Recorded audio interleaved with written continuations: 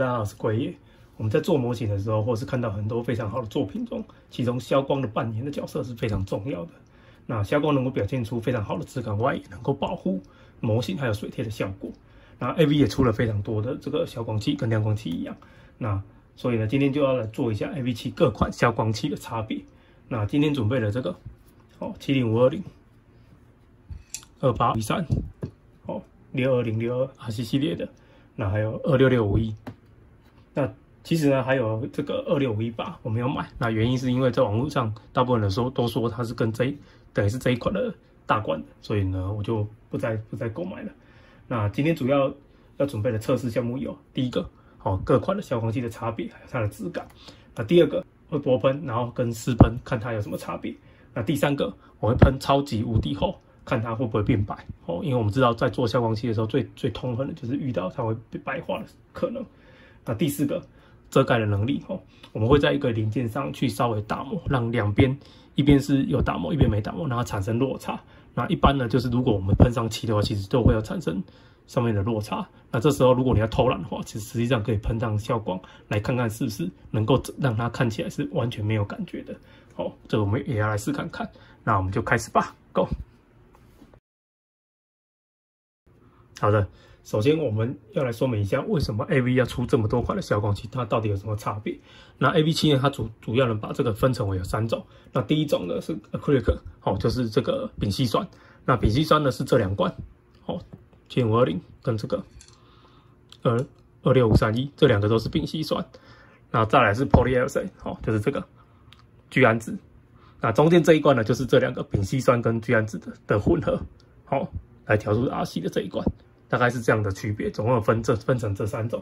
那这3种有什么差别呢？那通常以丙烯酸来说，它是价格是比较便宜的，不过这不是我主要要比对的项目。那再来是保护力的部分，以这个丙烯酸聚氨酯的混合体，其实它的保护力是最强的。那再来就是聚氨酯，再来才是这个丙烯酸。那另外以毒性来说的话，其实不管是丙烯酸还是聚氨酯，其实它的毒性都比油性漆来的低非常多。这也是比较安全的。那另外呢，就是要特别提一下，就是丙烯酸的部分呢，其实它是比较容易变黄的。一般当然比较容易出现是在亮光器的部分，丙烯酸是比较容易变黄。那另外呢，它通常都是要摇一摇，来做喷涂。等一下我会看一下它的差别。那以清澈度来说的话呢，聚氨酯的清澈度是最高的。那再来就是这个丙烯酸聚氨酯的混合，再来才是丙烯酸。我们稍微来看一下。这个我们把它倒出来，你看它其实非常清澈，所以聚氨酯它的清澈度是比较高的。那再来是丙烯酸聚氨酯，它稍微有一点白。当然它也是比这个丙烯酸还来的清澈一点。那丙烯酸我来看一下，这是喷管的，这个是72520吧。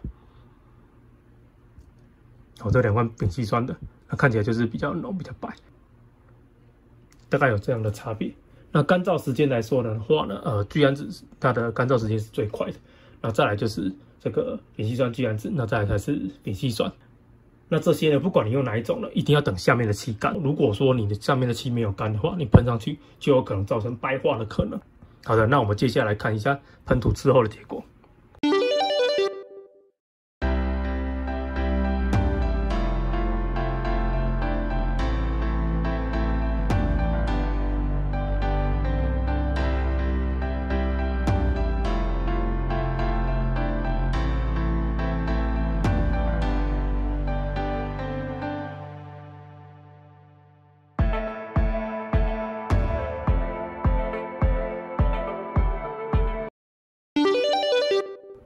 好了，那我们喷涂完了，那我们来看一下有没有什么差别先讲一下，就是这边的这个是薄喷，那这个是一次喷式薄喷，一次喷式薄喷，一次喷式薄喷，一次喷式，大概是这样。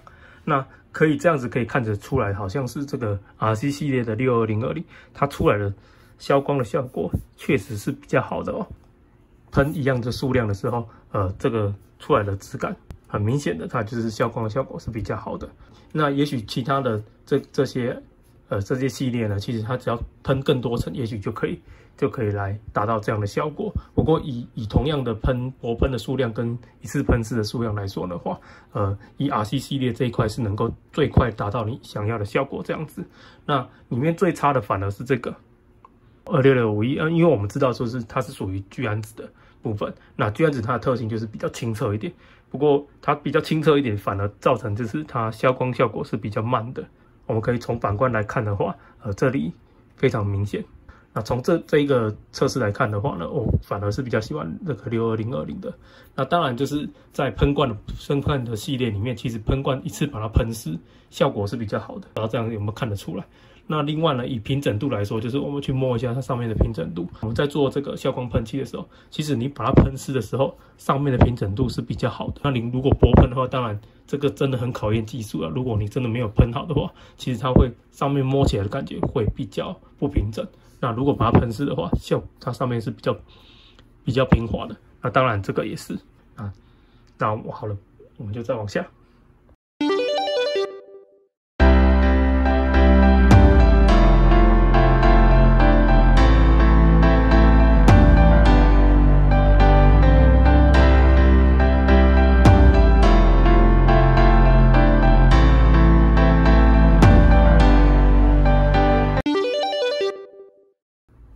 好的，那我们喷涂完了。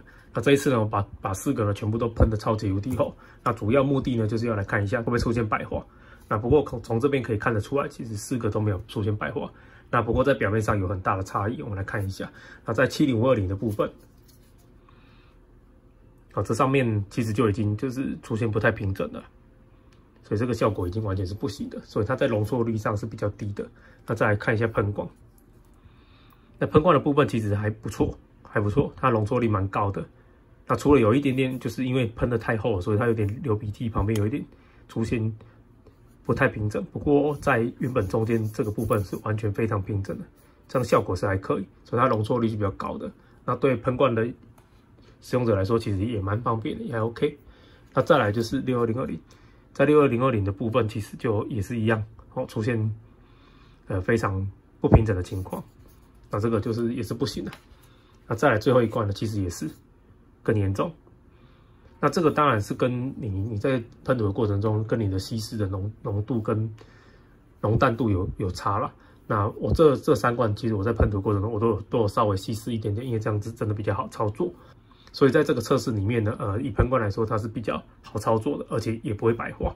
那另外3个呢，其实都不太适合喷太厚，所以在喷涂的过程中，你可以一次喷湿，那又或者是说你透过薄喷多层这样子操作起来，就可以达到你想要的效果。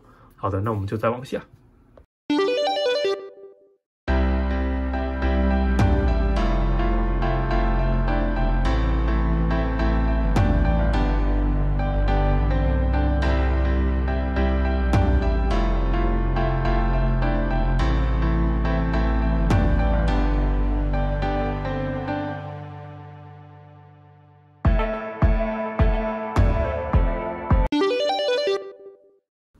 好的，那接下来就是在不平整的零件上去做喷涂消光器。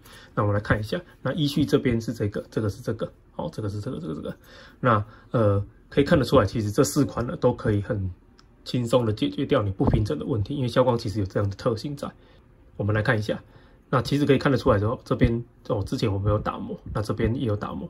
那这样子喷上消光器之后，几乎没有看出它有什么差异。那这边也是。那这4款呢，就是都可以解决这样的问题。不过呢，最后还是建议就是说，在这种零件上，如果你要打磨的话，你还是全部把它打磨，不要出现2个不平整的状态。好，那我们就再往下。好了，那最后我们来做一下总结。不过在做总结之前，我要回复一个网友问我的问题，他很可爱，他直接在我的留言上面问说：“AV7 大部分不都是消光，那为什么还要再喷消光器？”好，那我们来看一下它的差别。好了，先看差别。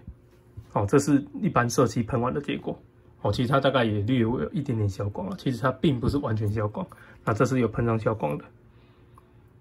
至少它会有这样的差别。那另外就是说，如果你的这个套件上是没有喷上这个消光或者是亮光的话，实际上它是没有任何保护的，它很容易就是你稍微的碰撞它，它很容易就掉。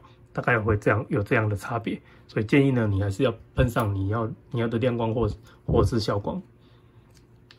那再来就是我们来看一下钟表，从这边可以看得出来，就是我个人是比较喜欢这个还是一样是RC系列，因为我真的太爱他们家的产品了。因为这个除了它的耐用性比较高，它出来质感也比较快速，那这个可以减少很多作业，你可以在这个消光的喷涂上，你可以一次就到位，不用搞了很多层。当然，有些人他想要追求就是我只要稍微一点点的消光，那这边的建议你就可以直接用这一罐，你就可以直接用这一种。那这个也是视不同的情况你来决定的。好的，那我们今天测试就到这边了。那如果喜欢我的影片的话，记得帮我按赞跟订阅哦。那我们就下次再见了，拜拜。